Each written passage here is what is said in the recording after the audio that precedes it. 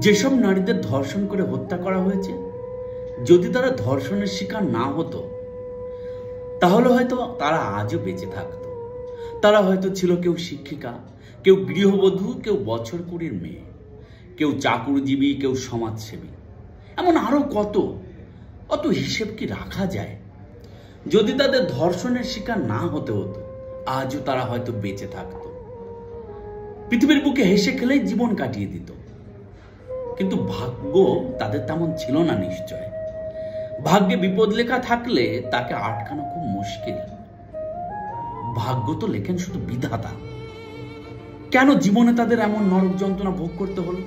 কেন তুমি তাদের এমন ভাগ্য লিখলে? কেন তুমি তাদের শান্তিতে থাকতে দিলে না? জবাব দাও বিধাতা। এর জবাব তুমি ছাড়া আর কে দেবে? তোমার কাছ থেকেই পাবো ঋত জবাব। দাও, জবাব দাও হে বিধাতা, জবাব দাও।